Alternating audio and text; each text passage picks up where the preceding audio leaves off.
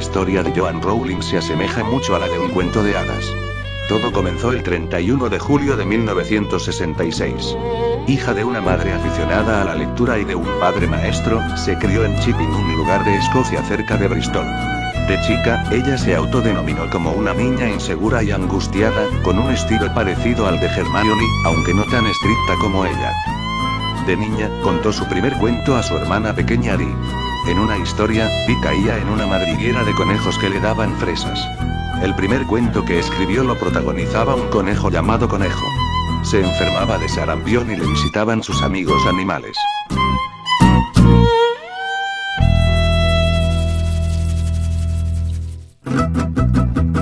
En sus primeros años de escuela, Rowling se pasaba las horas de la comida inventando historias protagonizadas por sus amigos convertidos en superhéroes.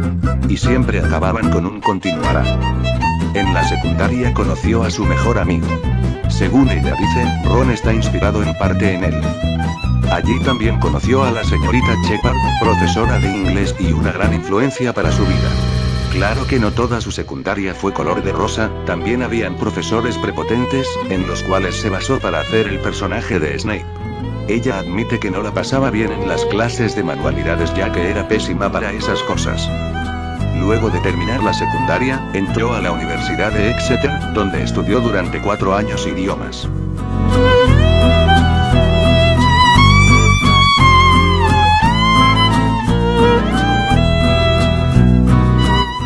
Graduada ya, partió hacia París a enseñar inglés. Un año después volvió a Londres para hacer un curso de secretaria bilingüe. Trabajó como secretaria para una compañía de espías industriales, donde confiesa que la pasó horriblemente mal. Tiempo después, viajó a Portugal, donde conoció a Jorge Arantes, un periodista con quien se casó al poco tiempo. Harry Potter nace en un viaje de Manchester a Londres, donde la asaltó la idea y le pareció que le sería divertido escribir una historia sobre un joven mago en una escuela de brujería. La desesperación le asaltó cuando se dio cuenta que no tenía una libreta a mano. Ni bien llegó a Londres, corrió a su departamento y en una libreta barata comenzó a volcar todas sus ideas. El Quidditch nació después de una descomunal pelea que tuvo con su novio, de la cual Joanne salió furiosa hacia un bar y allí comenzó a inventar el deporte mágico más famoso. Antes de su divorcio, Joanne quedó embarazada de Jessica. Luego de que naciera, cortaron su relación y ella viajó a Manchester con su madre, quien estaba muy enferma. Al mes ella murió, dejándole a su hija uno de sus peores golpes de toda su vida. Parte de ese dolor lo expresó en el capítulo El espejo de Oise del primer libro.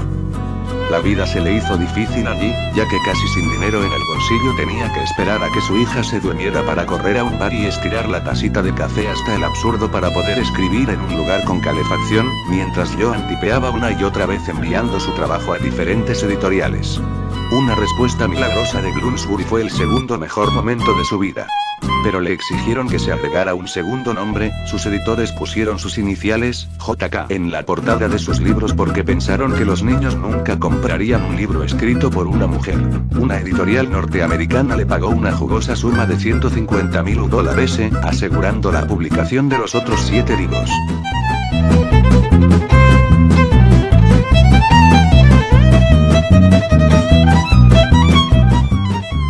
Cuando todo parecía haberse calmado, Warner Bros. Le compró los derechos de los primeros libros para llevarlos a la pantalla grande, con la promesa de un intento por no alterar en lo más mínimo la historia.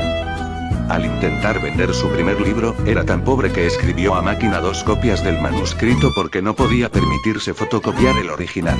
Ahora es la tercera mujer más rica de Gran Bretaña y la primera de Escocia.